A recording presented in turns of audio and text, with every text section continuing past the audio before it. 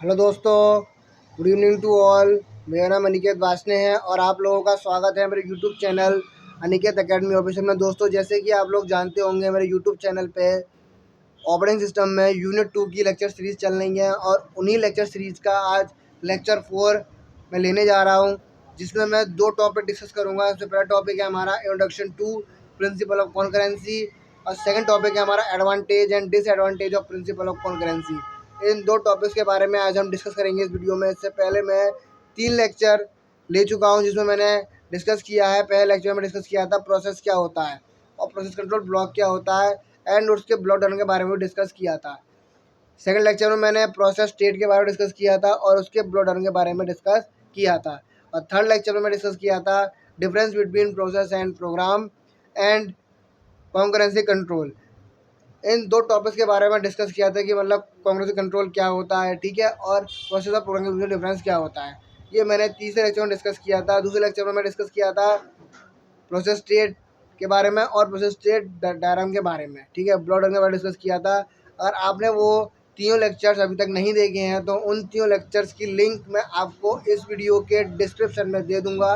वहाँ से जाके आप उनको वॉच कर सकते हैं, उनको देख सकते हैं, ठीक है। और ये वीडियो बहुत ज़्यादा इंपॉर्टेंट होने वाली है बीटेक सेकेंड ईयर स्टूडेंट्स के लिए, ठीक है। तो इस वीडियो को बिल्कुल भी स्किप मत कीजिएगा, नहीं तो आपको कुछ भी समझ में नहीं आएगा। एंड वीडियो को एंड तक ज़रूर वॉच कीजिएगा, आपको बहुत कुछ सीखने को मिलेगा इस वीडियो में। तो बिना देरी करते हुए वीडियो को स्टार्ट करते हैं। Let's start the video.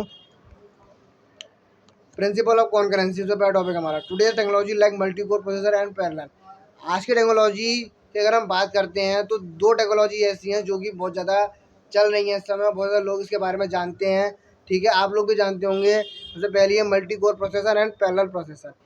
ये 2 टेक्नोलॉजी ऐसी हैं जो कि आज के टाइम में लोग इसके बारे में जानते हैं और पढ़ते हैं, और पढ़नी भी चाहिए। बहुत अच्छी टेक्नोलॉजी है ये, ठीक है, multi core processor and parallel processor, ठीक है। क्योंकि क्या अलाउ करती हैं, ये अलाउ करती हैं कि जो हमारे मल्टीपल प्रोसेस होती हैं या मल्टीपल थ्रेड्स होते हैं वो एग्जीक्यूट होते हैं हमारे साइमल्टेनियसली, मतलब उनको एग्जीक्यूट किया जाता है साइमल्टेनियसली, उनको एग्जीक्यूट किया जाता है मल्टीपल प्रोसेसर को और मल्टीपल थ्रेड को, ठीक है। मल्टीपल प्रोसेस एंड थ्रेड, हमारे जो मल्टीपल प्रोसेस हैं, मल्टीपल थ्रेड्स जो हैं, वो सेम मेमोरी स्पेस एक्सेस करते हैं और सेम डिक्लेयर्ड वेरिएबल एक्सेस करते हैं, ठीक है। यानी दोनों के अंदर हमने जो वेरिएबल है वो सेम डिक्लेयर कर दिया। थ्रेड के अंदर भी और प्रोसेस के अंदर भी हमने सेम वेरिएबल डिक्लेयर कर दिया और सेम मेमोरी स्पेस एक्सेस करते हैं, ठीक है। दोनों ही सेम मेमोरी स्पेस एक्सेस करते हैं और सेम वेरिएबल डिक्लेयर होते हैं दोनों के अंदर, ठीक है। कोई भी कोड है उसके अंदर, और इवन रीड और write to the same file, और कोई भी सेम, जैसे मान लीजिए कोई फाइल हमने क्रिएट करी, ठीक है, किसी हमने फाइल क्रिएट करी और उसी फाइल के अंदर हमें 2 ऑपरेशन परफॉर्म करने हैं, रीड और राइट, तो हो जाएंगे वो। मतलब एक सेम फाइल के अंदर हम रीड और राइट ऑपरेशन परफॉर्म करते हैं, यानी उसके अंदर हम उस फाइल को रीड भी करते हैं और फाइल को राइट भी करते हैं, यानी कि उसमें लिख भी सकते हैं, ठीक है, यूज़र के द्वारा, और यूज़र के द्वारा ही उसे रीड कर सकते हैं कि उसके अंदर क्या लिखा हुआ है, ठीक है। तो 2 ऑपरेशन परफॉर्म होते हैं हर एक फाइल के अंदर, ठीक है। तो अमाउंट ऑफ टाइम, कुछ अमाउंट ऑफ टाइम के लिए हम एक प्रोसेस को लेते हैं, कुछ अमाउंट ऑफ टाइम के लिए हम किसी प्रोसेस को लेते हैं, ठीक है। कोई प्रोसेस है वो कुछ अमाउंट ऑफ टाइम में टाइम दिया जाता है उसको एग्जीक्यूट होने के लिए, ठीक है, एग्जीक्यूट होने के लिए किसके द्वारा, सीपीयू के द्वारा, ठीक है। लेकिन उसमें क्या होता है, can not be simply estimated, वो सिंपली एस्टिमेटेड नहीं होती। जो प्रोसेस है वो भाई सिंपली एस्टिमेटेड नहीं होती, and you can not predict with the process, और उसको आप प्रेडिक्ट नहीं कर सकते किसी अदर प्रोसेस के साथ, किसी अदर प्रोसेस के साथ आप उसको प्रेडिक्ट नहीं कर सकते। विल कंप्लीट फर्स्ट, जब तक कि पहली प्रोसेस कम्प्लीटली एग्जीक्यूट नहीं हो जाती है, कंप्लीट नहीं हो जाती, ठीक है, पहली वाली, तब तक आप दूसरे प्रोसेस के साथ उसको एग्जीक्यूट नहीं कर सकते, या फिर प्रेडिक्ट नहीं कर सकते। उसको वेटिंग स्टेट में रहना पड़ेगा, ठीक है, तब तक कि पहली प्रोसेस अपना टास्क या अपने जितने भी ऑपरेशन है वो परफॉर्म नहीं कर लेती तब तक, ठीक है। इनेबलिंग, और एक इसमें क्या इनेबल होता है, इसमें कुछ लेट टेक्निक्स इनेबल होती हैं जो कि डील करती हैं एक प्रॉब्लम के साथ, या फिर एक प्रोबेबिलिटी के साथ डील करती हैं, या फिर एक प्रॉब्लम के साथ डील करती हैं, ठीक है। That that concurrency of created interrelated, और जो कॉन्करेंसी क्रिएट होती है, जो कॉन्करेंसी होती है वो किसी 2 प्रोसेस की बीच में जो कॉन्करेंसी क्रिएट की जाती है वो इंटरलेटेड होती है, और कॉन्करेंसी जो है वो प्रोसेस के साथ इंटरलेटेड होती है, मतलब आपस में वो उनके बीच में रिलेशन होता है, ठीक है, आपस में रिलेशन होता है उनके बीच में, एंड ओवरलैपिंग, और उनके बीच में प्रोसेसर की ओवरलैपिंग होती है, जो प्रोसेसर होते हैं उनकी ओवरलैपिंग होती है उन दोनों के बीच में, ठीक है। Two types of concurrent process, और दो टाइप के कॉन्करेंट प्रोसेस होते हैं, दो टाइप के कॉन्करेंट प्रोसेस होते हैं, ठीक है, एक सेम प्रॉब्लम के साथ, सेम प्रॉब्लम का मतलब दोनों प्रोसेस जो है उनके बीच में कोई प्रॉब्लम जो है वो सेम है, उस सेम प्रॉब्लम के साथ ही दो टाइप के कॉन्करेंट प्रोसेस होते हैं, ठीक है। It is impossible to predict the relative speed, और ये इम्पॉसिबल है टू बी प्रेडिक्ट करना the relative speed of association following factors, मतलब कोई प्रोसेस है उसको एग्जीक्यूट होने में टाइम तो लगता ही है, लेकिन उसकी जो स्पीड होती है एग्जीक्यूशन की, वो कभी ऐसा नहीं होगा कि दोनों हमने दो प्रोसेस लिए हैं, दोनों प्रोसेस की जो एग्जीक्यूशन स्पीड है वो सेम हो, ऐसा कभी नहीं होता। ये पॉसिबल ही नहीं है कि दो प्रोसेस जो है उनकी जो एग्जीक्यूशन स्पीड है वो बहुत ही मतलब दोनों की सेम है, ठीक है, ऐसा ऐसा ऐसा कभी नहीं होता। हमेशा ये होता है कि कोई भी प्रोसेस है या कोई भी टू प्रोसेस है, ठीक है, उनकी जो एग्जीक्यूशन स्पीड होगी वो दोनों की अलग अलग होगी। कोई प्रोसेस जल्दी एग्जीक्यूट हो जाएगा, किसी जल्दी एग्जीक्यूट हो जाएगा, है ना, स्पीड से एग्जीक्यूट हो जाएगा, और किसी को टाइम लगेगा एग्जीक्यूट होने में। तो ये कंडीशन होती हैं ऑपरेटिंग सिस्टम के अंदर, और कभी ठीक है, ये कंडीशन होती है रिलेटिव स्पीड की होती है, मतलब उनकी जो रिलेटिव स्पीड है वो अलग अलग होती है, ठीक है, अलग अलग होती है of association and following factor, और कुछ फॉलोइंग फैक्टर्स हैं। The way operating system handles interrupt, operating system का जो वे होता है, क्या वे होता है कि वो इंटरप्ट को हैंडल कर लेता है, ठीक है, कोई भी इंटरप्ट आई, ठीक है, कोई भी इंटरप्शन हुआ उसको हैंडल कर लेता है। Other other process activities other process activities और कुछ हमारी जो अदर प्रोसेस होती हैं उनकी कुछ एक्टिविटीज़ भी होती हैं इसमें, और जो हमारा ओएस होता है उसकी कुछ शेड्यूलिंग पॉलिसीज़ भी होती हैं, ठीक है। दोस्तों ये था हमारा प्रिंसिपल ऑफ कॉन्करेंसी, ठीक है, पहला टॉपिक पूरा हो गया हमारा।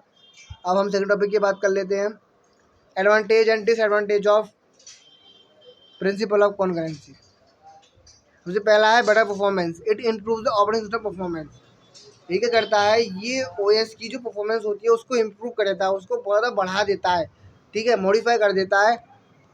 वैन और एप्लीकेशन, और जो हमारी एप्लीकेशन होती है, कोई सी भी हमारी एप्लीकेशन है वो सिर्फ अपने प्रोसेसर को यूटिलाइज करती है, जो प्रोसेसर है वो यूटिलाइज हो जाता है, यूटिलाइजिंग में चला जाता है, एंड अदर, और जो अदर हमारी कोई भी एप्लीकेशन है, जो जो अदर एप्लीकेशन है वो सिर्फ यूटिलाइज करती है, वो सिर्फ यूटिलाइजिंग करती है, या फिर सिर्फ वो यूज़ करती है किसका, डिस्क ड्राइव का यूज़ करती है, जो कि हमारे कंप्यूटर सिस्टम के अंदर होती है, जो हमें देखी होंगी local disk C, local disk E, D, F, ऐसी कई सारी डिस्क होती हैं हमारे में।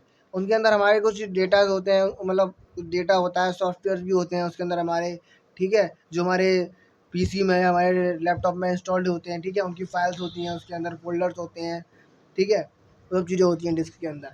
और कुछ समय लिया जाता है, मतलब time it takes the perform, कुछ समय कुछ समय दिया जाता है दोनों ऐप्स को, कुछ समय दिया जाता है दोनों ऐप्स को अपने कुछ टास्क को परफॉर्म करने के लिए या अपने ऑपरेशन को परफॉर्म करने के लिए साइमल्टेनियसली, ठीक है, इज लेस देन टाइम, जो टाइम दिया गया उनको उस time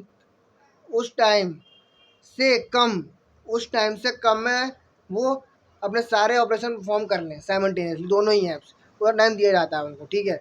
it takes to run, और फिर वो रन हो जाए कम समय के अंदर, वो पहले तो अपने सारे ऑपरेशन परफॉर्म कर लें, फिर वो रनिंग में चली जाए, मतलब उनको फिर रन कराएं हम, ठीक है, रन रन कैसे कराएं, सीक्वेंस में रन कराएं, सीक्वेंशली उनको हम रन कराएं, ठीक है। सेकंड पॉइंट है बेटर सोर्स या resource utilization, it enable resource से, कुछ रिसोर्सेज इनेबल होते हैं ओएस के द्वारा, ऑपरेटिंग सिस्टम के अंदर कुछ रिसोर्सेज इनेबल होते हैं जो कि सिर्फ और सिर्फ दूसरा यूज़र ही उसको यूज़ कर सकता है, ठीक है, दूसरा यूज़र ही उनको यूज़ कर सकता है, ठीक है, that are not being used by one application, और उसमें हम एक एप्लीकेशन के द्वारा हम उसको यूज़ नहीं कर सकते, मतलब एक एप्लीकेशन है उसके अंदर जो रिसोर्सेज इनेबल होते हैं उनको हम यूज़ नहीं कर सकते to be use by another. तो क्यों नहीं करते, क्योंकि कोई अदर यूज़र उनको यूज़ कर रहा होता है, अदर यूज़र जो है वो उस एप्लीकेशन को यूज़ कर रहा होता है या फिर उसके रिसोर्स को यूज़ कर रहा होता है, ठीक है। तो जो पहला यूज़र है वो उसको यूज़ नहीं कर सकता, ना ही उसके रिसोर्स को यूज़ कर सकता, क्योंकि वो पहले से ही कोई उसको यूज़ कर रहा होता है, ठीक है, ऑपरेटिंग सिस्टम के अंदर, ठीक है, ऑपरेटिंग सिस्टम के अंदर यूज़ कर रहा होता है। Third point, running multiple application, और कुछ मल्टीपल इसमें, और ये क्या इनेबल करता है, इट इनेबल्स, ये हमें इनेबल करता है कि हम मल्टीपल एप्लीकेशंस को एग्जीक्यूट कर सकें, मल्टीपल एप्लीकेशंस को हम एग्जीक्यूट कर सकें साइमल्टेनियसली। ये हमें इनेबल करता है कौन? Operating system. ठीक है, ये था एडवांटेज। अब आते हैं लास्ट डिसएडवांटेज के ऊपर। It is necessary to protect multiple applications from each other. एक दूसरे से मल्टीपल एप्लीकेशंस को प्रोटेक्ट किया जाता है। इसके अंदर प्रोटेक्ट करना बहुत ज़रूरी होता है। ठीक है, प्रोटेक्ट करना बहुत ज़्यादा ज़रूरी होता है मल्टीपल एप्लीकेशंस को एक दूसरे के बीच में मल्टीपल एप्लीकेशंस को प्रोटेक्ट करना बहुत ज़रूरी होता है इसके अंदर। ठीक है, it is necessary to use extra techniques to coordinate several application. जो सेवरल एप्लीकेशंस हैं वो आपस में कोऑर्डिनेट करें, आपस में कोऑर्डिनेशन रखें। ठीक है, और कुछ एक्स्ट्रा टेक्निक्स का यूज़ करें। एक्स्ट्रा टेक्निक्स का यूज़ करना भी ज़रूरी होता है इसके अंदर सेवरल एप्लीकेशन को, जिसके ज़रिए वो आपस में कोऑर्डिनेट कर सकें। Additional performance. अब अगर हम एडिशनल परफॉर्मेंस की बात कर लेते हैं तो उसके अंदर दो फैक्टर्स आते हैं आपके, over heats and complexity. Over का मतलब ये है कि आपने किसी चीज़ को बहुत ज़्यादा यूज़ किया। ऐसे मान लीजिए आपने मोबाइल को यूज़ किया, मोबाइल यूज़ कर रहे हैं, पीसी यूज़ कर रहे हैं, लैपटॉप यूज़ कर रहे हैं, कोई चीज़ अगर आप यूज़ कर रहे हैं और आप बहुत ज़्यादा उसे यूज़ कर रहे हैं तो वो एक टाइम ऐसा है कि वो बहुत ज़्यादा हीट करेगा। हीट करने वाला ये है कि बहुत ज़्यादा गर्म हो जाएगा। आप बोलोगे कि सर ये इतना गर्म कैसे हो गया? तो उसका एक ही जवाब है कि आप लोग उसको ज़्यादा यूज़ कर रहे हो। ठीक है, अब उसको ज़्यादा यूज़ कर रहे हो इसलिए ज़्यादा ओवर हीट हो जाता है।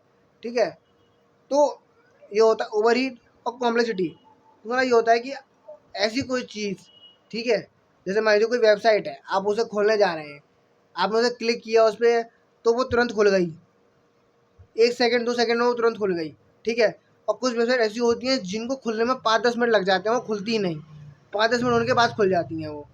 ठीक है, क्यों ऐसा होता है? ऐसा इसलिए होता है क्योंकि उनकी जो कॉम्प्लेक्सिटी होती है वो बहुत ज़्यादा, क्वालिटी क्वालिटी जो होती है वो बहुत ज़्यादा होती है उनकी। ठीक है, टाइम क्वालिटी बहुत ज़्यादा होती है उन वेबसाइट्स की, जो कि देर में खुलती है। कुछ वेबसाइट ऐसी होती है जिनकी टाइम कॉम्प्लेक्सिटी बहुत ही कम होती है, वो बहुत ही कम समय में या बहुत ही कम सेकेंड्स में वो ओपन हो जाती हैं। ठीक है, तो ये था कॉम्प्लेक्सिटी। ये दो मेन फैक्टर्स थे जिसको मैंने एक्सप्लेन किया आपको। ठीक है, इन ऑपरेटिंग सिस्टम और ओएस के अंदर ये दोनों ही फैक्टर्स होते हैं।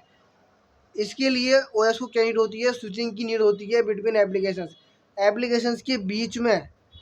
ऑपरेटिंग सिस्टम को स्विच करना होता है कि एक एप्लीकेशन से दूसरे एप्लीकेशन पे, दूसरे से तीसरे, तीसरे से चौथे, चौथे से पांचवें एप्लीकेशन पे स्विच करने के लिए स्विचिंग का यूज़ करता है कौन? ओएस, और नीड होती है उसको। ठीक है, तो दोस्तों ये थे डिसएडवांटेज। दोस्तों आज की इस वीडियो में हमने दो टॉपिक डिस्कस किए हैं।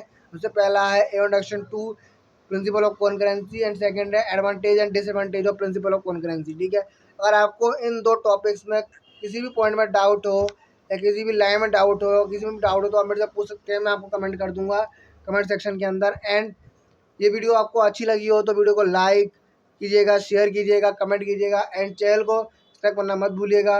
और इस वीडियो को ज़्यादा लोगों तक शेयर कीजिएगा, अपने फ्रेंड्स में शेयर कीजिएगा, कॉलेज में शेयर कीजिएगा। एंड मिलते हैं अगली वीडियो में, तब तक के लिए thanks for watching, good bye, जय हिंद, जय भारत।